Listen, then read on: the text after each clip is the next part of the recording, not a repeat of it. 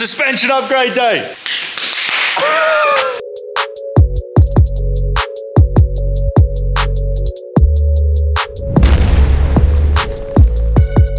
So it turns out that you can't put 35s on a stock lift because it just doesn't fit. You can, but all of your guards, flares, inner guards, wheel, let's show the people. They all get ripped off. Let's show the people the destruction that is 35s. I just need to see which side it is.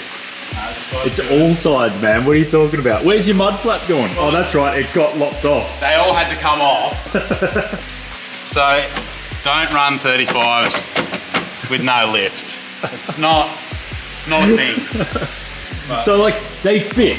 Technically, if you want to drive in a straight line and not turn the car at all, 35s fit no problems at all. They're great. You just can't off-road, you can't turn, you can't go up gutters, you can't go through the Macca's drive-through. So what we've gone ahead and done is contact the parts man Dan and gone, hey parts man, just send us basically the best of the biz for suspension for an 80 series Landcruiser. In fairness, I said, hey, I want to jump this. And he said, yep, cool, I can get you sorted for that. And then he sent this.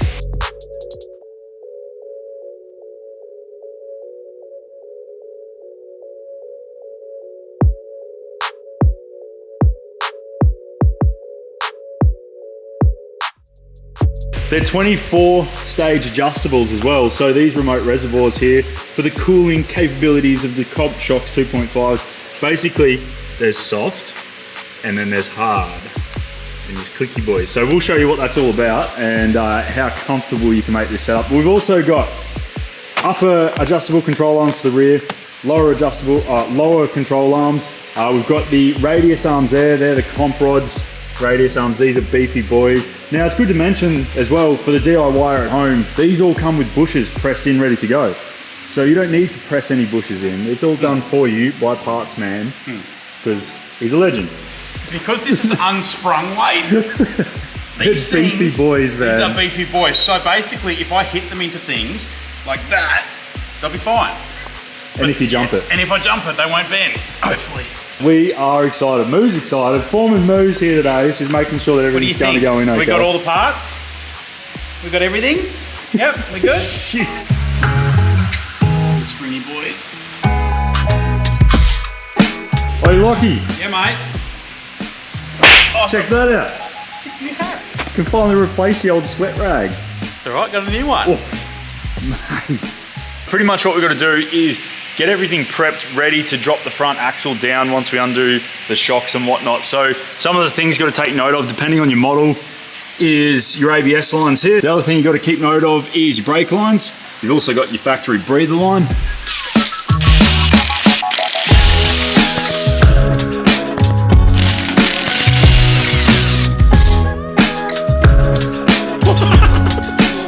These things out so much when you get off-road. I can't wait to see the 80 in the dirt. What we forgot to do, and what you should do first, is in the engine bay, there's 2 top shock bolts that you should undo first before you put your car up in the air. If you're working on the ground, it's not so bad, but for us, we should have done it preemptively. But here we are. This is us now. So we're basically going to start by loosening up all of the stuff underneath the vehicle.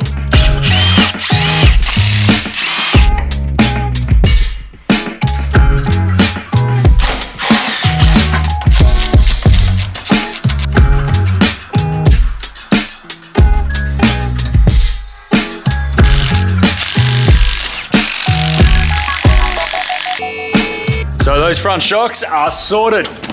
Woo! They're ready to come out. Just got to undo the ones that we loosened on the bottom and they will drop straight out. We can replace them with some decent stuff. Coils, yeah, they should come out relatively easy. Let's see how we go. Whoop. Hey Lockie. Yeah. Oh, hello. Hello. You're good to go. Yes, sir. What do you reckon? Oh, here we go. They are genuine Toyota shocks.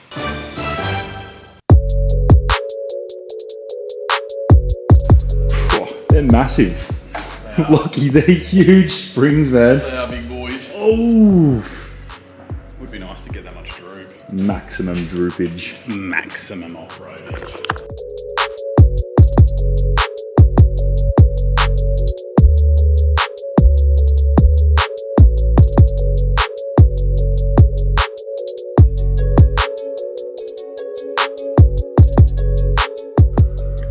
get a couple of threads on these for now.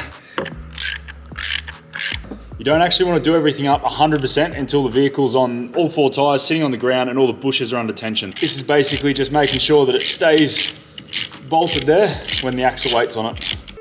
If anyone's wondering as well, we've got a piano shop next door, so they're tuning pianos at the moment. Maybe they'll play 3 Blind Mice for us. I can play that. I think we should take a moment to mention some of the settings on these comp shocks, because the things are absolutely dialed in. Not only are they freaking massive and they have the remote reservoir to cool the oil throughout the shock, but they've also got a lot of adjustment in the comfort settings. So basically you've got all your compression settings right here on the reservoir. So you've got your comp shock adjuster wheel there. Basically all the way anti-clockwise is soft, and 24 clicks the other way is the hardest setting. So basically you've got 24 stages of adjustments in these shocks. So if you're not happy with how it's feeling straight out of the box, you can dial that thing in to suit exactly how you want it to go. So I'm gonna turn this all the other way to the softer setting, anti-clockwise. So that's the 24 clicks back to soft. I'll show you guys how that feels. So you can see straight away, that's going down nice and easily, and it's coming back slowly. So if you're off-road in some rutted sections and you're really working that suspension, that's going to feel nice and soft and comfortable, and it's going to flex really easily. If you're on the road, you want a little more compression on there, you've got a bit more weight in the vehicle, you can turn it all the way to hard. I'll show you the difference. Don't forget you've got 24 stages here though, so you don't have to go all the way one way or the other. You can sort of go halfway, work back from there. So this is all the way hard. And you can see straight away there's a massive compression difference there.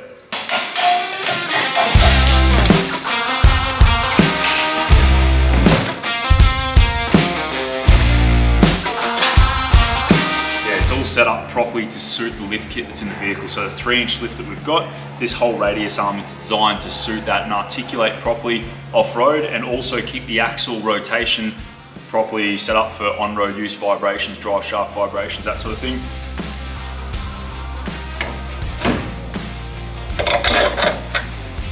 Hey! Sick.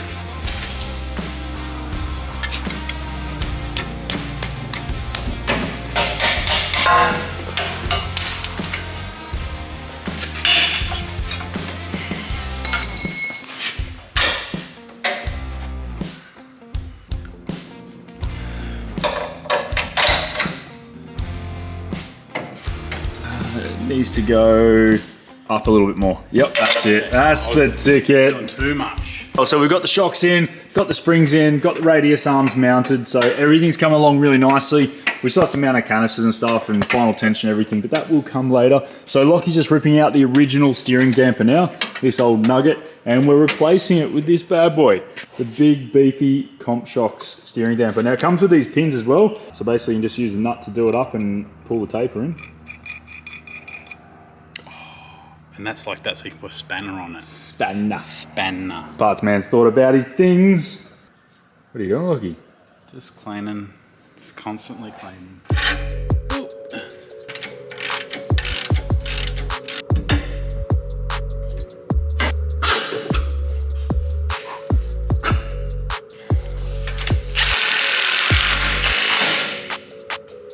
Mint. Dude, that looks so cool. Like everything about this kit. He needs to reposition his sticker though. Yeah, so it faces forward. Yeah. Hold on, let me just... That's so cool. Man, I can't wait to get this thing on the ground and see how it sits. We're getting close, getting close. It's not really a massive job. I mean, we do the filming as well, so it always takes a little bit longer, but you know, you can definitely tackle this one at home. A couple of jack stands, a couple of jacks, a couple of blokes on blokes, and yeah, you can get this done.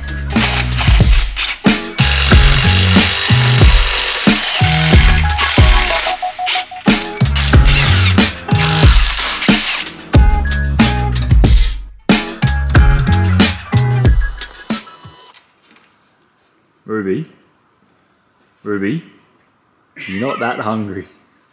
I'm wasting away.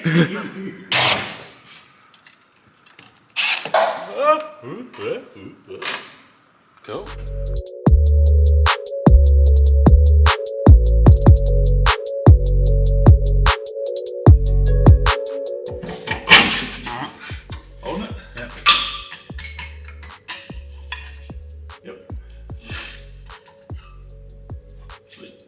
Okay, so we've got the two lower control arms here. So obviously this one on this side is the comp shocks, but the main difference between the two is they're slightly different lengths, eye to eye, to suit the lift kit that we're putting in.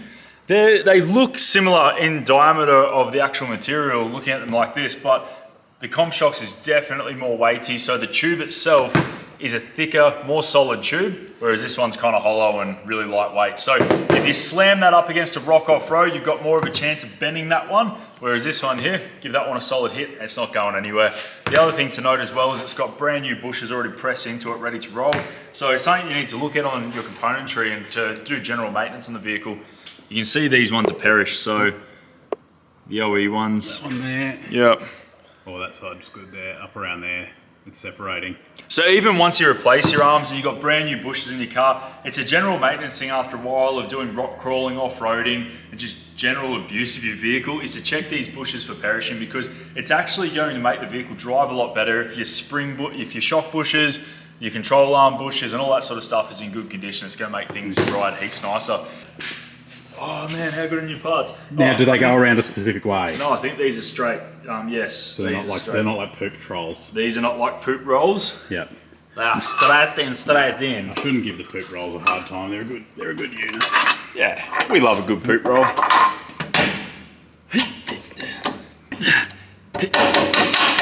Woo! So that upper control arm was a bit harder than the other side to get out.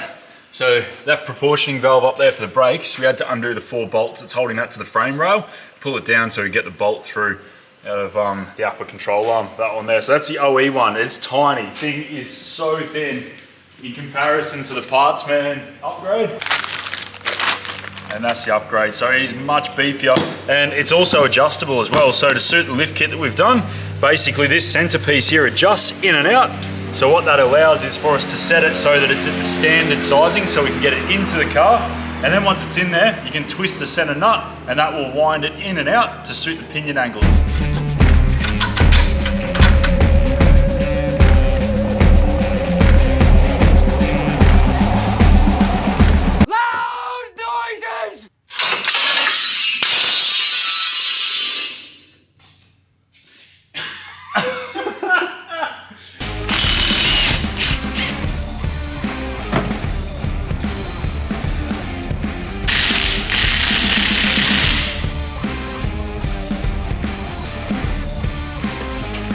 We've gotten to a point now, we're up in the air, we've done everything that we can. So we've got all of the springs located, all of the shocks in. We've sort of had a bit of a play around with these canisters trying to figure out where we're going to mount them, but we're gonna leave that alone for the minute, put the tires on, check clearances, and then find a position for it.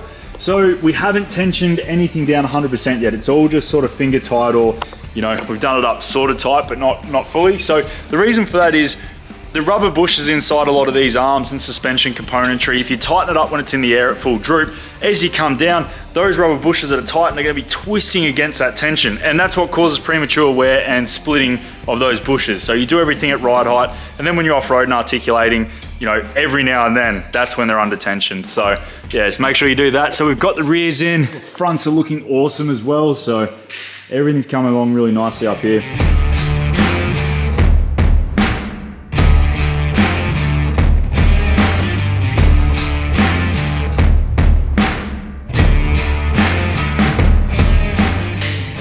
Has clearance now.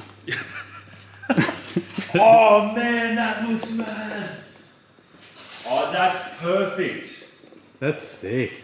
So we've got our two panhard bars that we need to still fit on. So now it's on the ground, we can do that.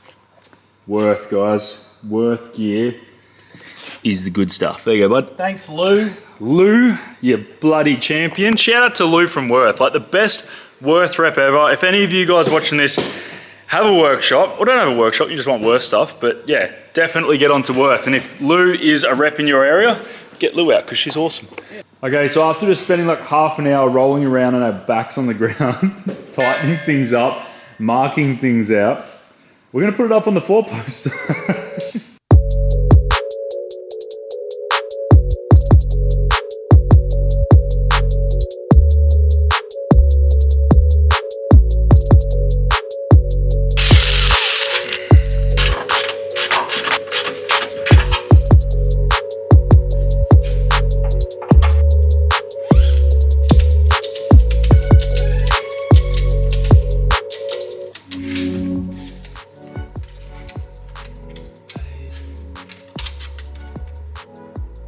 couple of clicks. All right, stop there.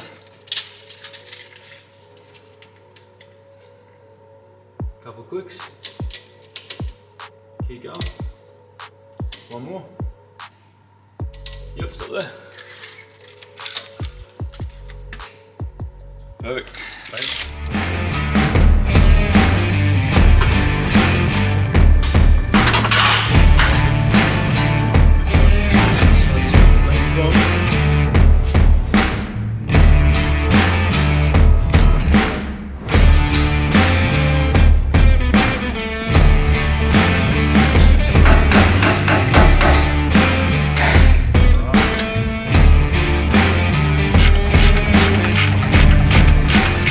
Okay, so that's the front and rear panhard rod adjusted. We haven't had a look at down on the ground, check the wheel clearance to the guard, but measuring underneath the vehicle from the chassis rail to certain points on the axle is telling us that it should be about even. Now, for anyone that doesn't understand quite what we've done there, basically the axle moves separate to the chassis. So as you lift a vehicle, the axle basically moves away from the chassis a certain way because of the panhard bar arrangement. So basically what happens when you lift it up, the axle moves away as the chassis goes up. So you need to pull it back into alignment using an adjustable panhard bar. The factory panhards aren't adjustable, so they're a fixed length, which means that once you've lifted the vehicle, the axle will be sticking more outside to one side of the car than the other. It's pretty late to be explaining things like that, but I think that kind of made some sort of sense. That makes sense, Lockie? It made lots of sense, mate. I don't know if it did. I think he's just being nice. I don't think that made any sense. But basically what you're trying to achieve with an adjustable panhard is having the axle central in the vehicle, much like that. God damn, that looks good. Oh man, Lockie. It doesn't look good. How good does the 80 look now?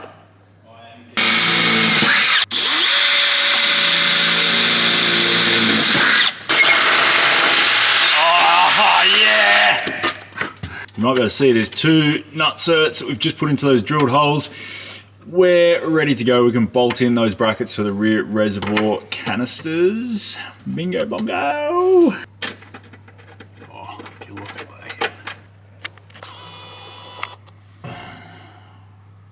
Not bad.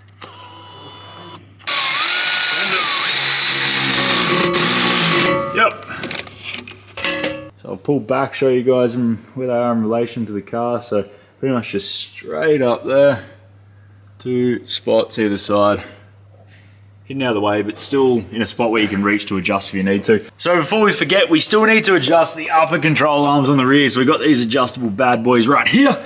They need to be adjusted to suit the new pinion angle. So you can see that the pinion angle is tilting up a little bit. What I'll do, I'm not gonna run through how to adjust that on this video. I'm gonna link a video up here now that will show you guys how to adjust that in great detail, show you everything you need to know.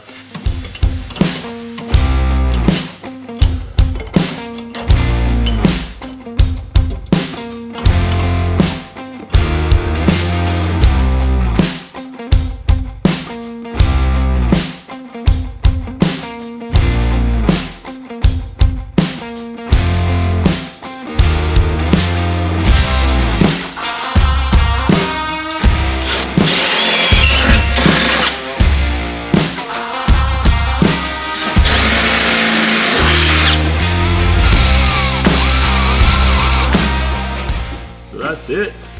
So hose has enough movement, swivels off the shock, adjusters right there. It's pretty protected as well from any of the road debris and whatnot. And a tyre coming up. Lockie is just finishing up the passenger side. This masterpiece over here. Bam. Okay, so the passenger side wheel well is a little bit different in shape to the driver's side, so we couldn't do the exact same measurements across and have them in the same spot, but that's okay. It's still protected from road debris, it's still accessible, and it still looks awesome. So it's ticking all the boxes. So Lockie's finishing that up now, and that pretty much wraps up this installation. We're just gonna do a once over, make sure we got all those nuts and bolts, make sure we have paint pen marks on all of them so we can see if they move or not after a bit of a shakedown.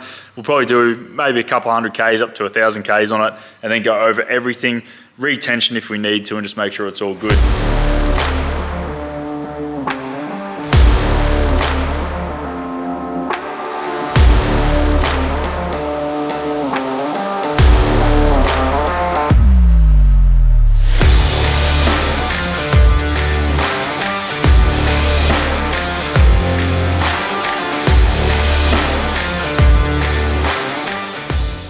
Okay, so I had the job of organising extended brake lines for the 80 series Landcruiser, but what Lockie doesn't know is I've got him a bouquet of brake lines with purple fittings. Hey Lockie! I got you your brake lines, mate, they're extended. Do you love them? Do you love them? This is what happens when you don't order your own brake lines. It's pretty purple. I tried so hard to get Brake Quip to do pink lines, but they don't do them anymore, so pink ferrules was the closest we could get. Woo! They're so pretty.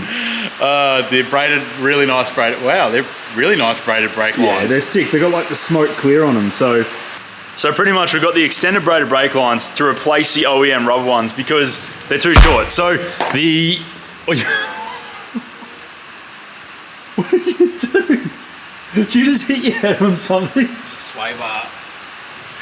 That's why you don't run sway bars, kids. Oh, you're good, man.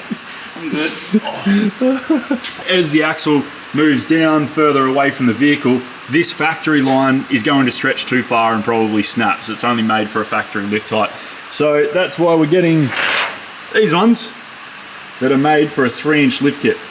We're doing the brake line upgrade today because we need to put brake lines on the 80 series extended so that it doesn't break the factory ones. But we're going to Cobalt tomorrow. So this thing has not been off-road since the first video. Yeah, since the intro video where we showed you guys how well the 80 series does as a factory vehicle.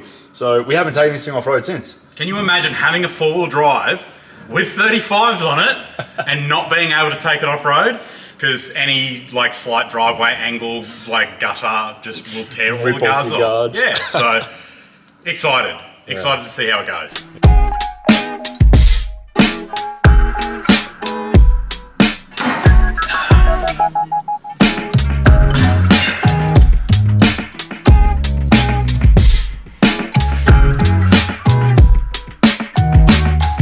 Okay, so that's all the brake line fittings now loosened off. So we've gone through and just cracked all the fittings, just a little bit of a turn to make sure they come off. Basically, we're doing that so that we don't get ourselves into a situation where we've done some and then we get to one that maybe is seized or the fitting strips or something silly like that, and then we can't finish the job. So we go through, make sure that everything can be loosened off first, and then we get stuck into replacing the line. So we've laid out all of the brake fittings basically on each side of the vehicle, how they're going to go front and back. So that way as we're replacing lines, we're not trying to find the right one as we go through, getting ourselves a little bit prepared, so make it easier on ourselves for a brake line replacement.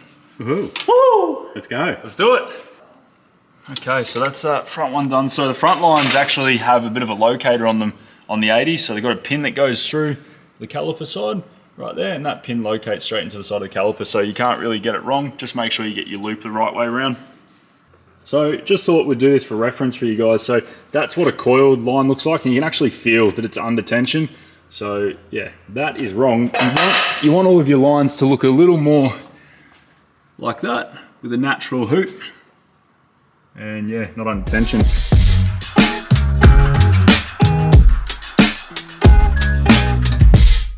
Okay, so both sides of the front are done now. Thought we'd show you the dropper line difference. So that's the OEM one, braided lines on there now. So it will sit about there. So you can see how much longer that one is in comparison and exactly why we're doing this. So this is an ABS model 80 series Landcruiser. So there's 2 dropper lines on the front. If yours are non-ABS, you only have one single center one, like the rear on this one. So yeah, the other thing to just make sure of is go through, double check everything's tight once you've finished it. Just go over and nip everything up once more. And when you do your bleed as well, you want to double check all the lines visibly and just make sure that they're not leaking. You don't want to get a brake leak out in the road, so it's best time to check it now. I think that's about all the tips we can give you guys. Just like anything, start all the fittings by hand as well. The brake fittings, they're very fine threads and they're very soft threads. So if you do start a little bit off and then do it up with a spanner, you'll strip it straight out and it's going to ruin your day. So start everything by hand, and yeah, you should have good luck. Just be patient with it and take your time. Hey Joel, can you put your safety glasses on? Yep, there we go. Good, thank you. Okay, we're good to go.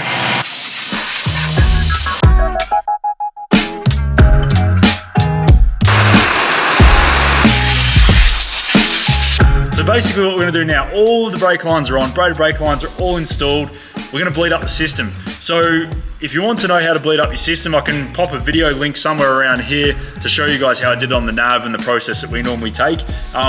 One process with this vehicle we're going to do in particular though is make sure that we bleed the proportioning valve up the back. So there is a valve system which sends the braking from the front to the back evenly so things don't lock up too prematurely on either end. And you need to make sure you bleed that because it can get air trapped in it, especially when you've dropped as much fluid as we've dropped today. So on this particular model 80 series, that is the proportioning valve right there, and that's the bleeder valve. So basically we're going to start bleeding this one first and then move on to the passenger side caliper. After that, passenger side rear caliper, which is right there actually. I was pointing to the back of it. There she is. Yeah? Where is the fluel plumps? The fluel plumps are right there. This fluel plump filled with spaghetti-o. Pump it up, big dog. Oh, jam. Oh. Holding. Oh, there we go. Off. Lockie. Hello. How does brake pedal feel? Rock hard. You know what else is rock hard? The brake pedal. It's just the same thing as what I was doing before. All 4 calipers and the proportioning valve up the back are bled, ready to go. We'll go to a brake test, but before we do that and put everything back together, all the wheels and everything, we're just going to go around to all the lines and make sure that none of them have any fluid sitting around there. Clean them all down, make sure there's no brake fluid, use some water, just straight out of the garden hose to neutralize the brake fluid on any of the components. And yeah, make sure you top up your reservoir on the master cylinder as well. Make sure it hasn't gone too low. Put that onto the max line. We've done the pads, we've done the rotors. Now we've got the braided brake lines. Ready to go. See how we go. Ready to hit the trails. That's it. Hit the road again. Yeehaw, brother. Yeehaw.